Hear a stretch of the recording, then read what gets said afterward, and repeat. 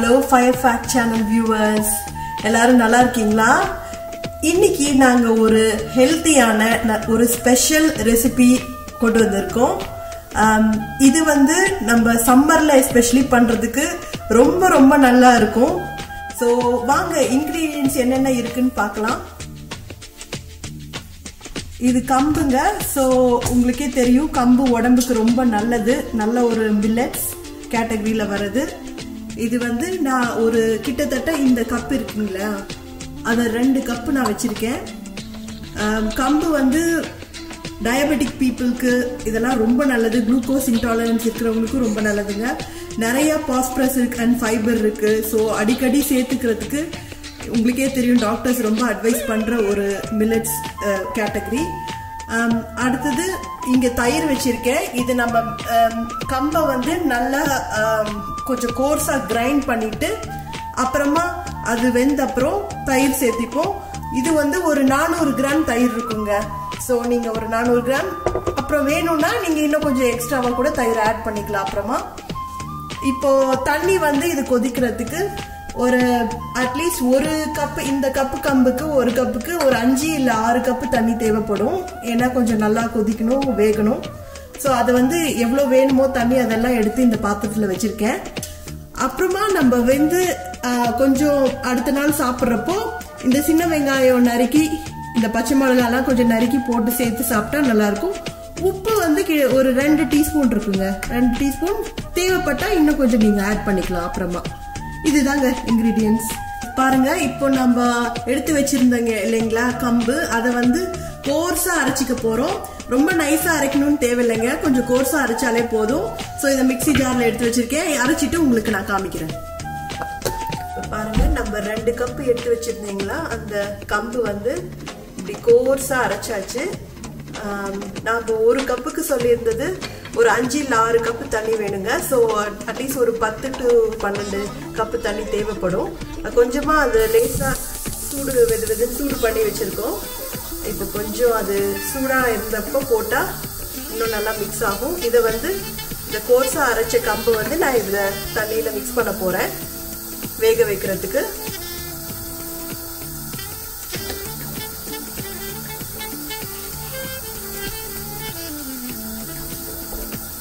இங்க இன்னொரு கப்பு தண்ணி வச்சிருக்கேங்க. சப்போஸ் நம்ம கட்டி ஆகுது ஒரு மாதிரின்னா பக்கத்துல இந்த கப்ல இருக்கிற தண்ணியை ஊத்திக்கலாம். ஸோ நீங்க உங்களுக்கு எப்படின்னு பார்த்துட்டு இந்த மாதிரி அப்படியே லேசா கிளறி விட்டுட்டே இதை பண்ணுங்க. கம்பு வந்து இந்த இங்கிலீஷ்ல வேற இது பாக்குறீங்கன்னா இது பேர்ல் மில்லட்னு சொல்லுவாங்க. அதே மாதிரி பாஜ்ரா அப்படின்னு ஹிந்தியில நார்த் இந்தியால இதுக்கு ஒரு பேர் இருக்கு.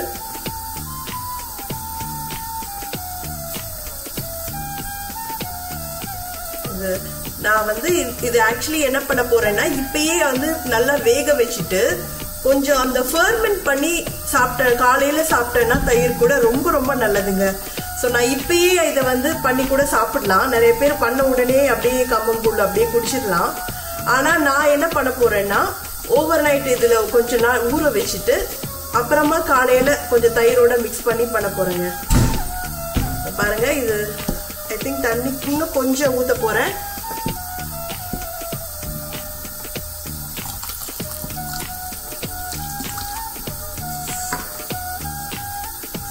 ஓரளவு மீடியம் சிம்ல வச்சு நீங்க பண்ணலாம். ரொம்ப ஹை ஃப்ளேம்ல இருக்க வேண்டிய அவசியம் இல்லை. இது நல்லா வேகணும், அது ஒண்ணுதான் முக்கியம். அண்ட் ரொம்ப நைஸா அரைச்சாலுமே அந்த டேஸ்ட் வந்து கொஞ்சம் வேற மாதிரி இருக்குங்க. கொஞ்சம் கிரெயினி டெக்ஸ்சர், அந்த கோர்ஸா அரைக்கிறப்போ கிரெயினி டெக்ஸ்சர் இருக்கிறப்போ தயிர், சின்ன வெங்காயம் கட் பண்ணி பச்சை மிளகாயோட சாப்பிட்றப்போ ரொம்ப நல்லா இருக்கும். இப்ப பாருங்க, நம்ம 8 to 10 நிமிஷத்துக்குள்ளார நல்லா அந்த வேக வச்சாச்சு.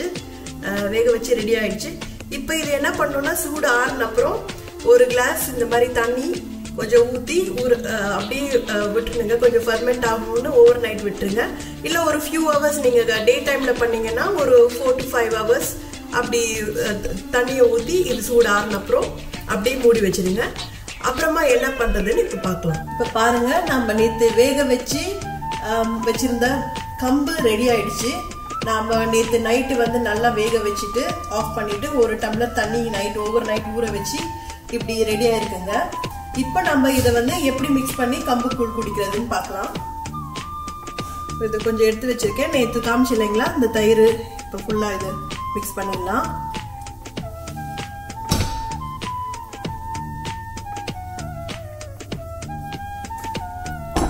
அதே மாதிரி கொஞ்சம் உப்பு வச்சிருந்தோம் இல்லைங்களா, ஒரு 1.5 ஸ்பூன் உப்பு. பாத்தீங்கன்னா நான் இது காமிச்ச அளவு வந்து ஒரு 6ல இருந்து 8 பேர் தாராளமா சாப்பிடலாங்க, குடிக்கலாம்.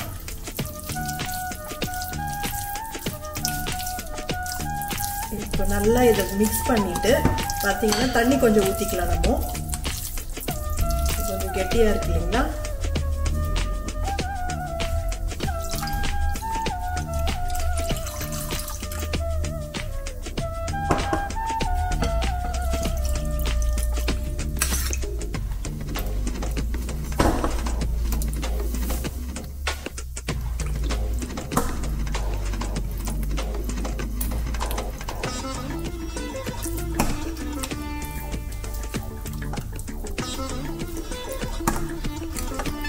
நல்லா இப்படி மிக்ஸ் பண்ணிட்டே இருங்க.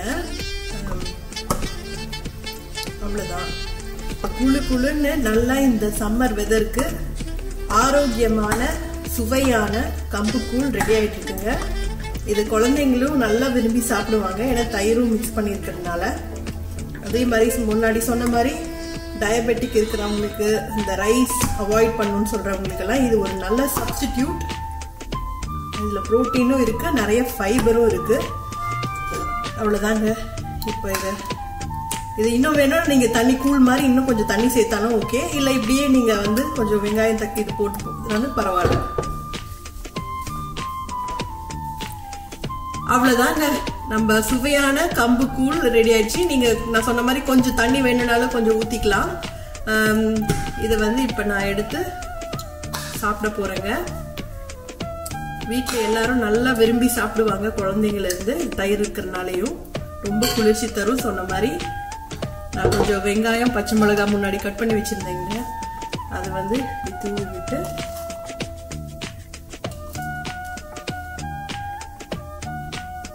அவ்வளவுதாங்க, கம்பு கூழ் ரெடி.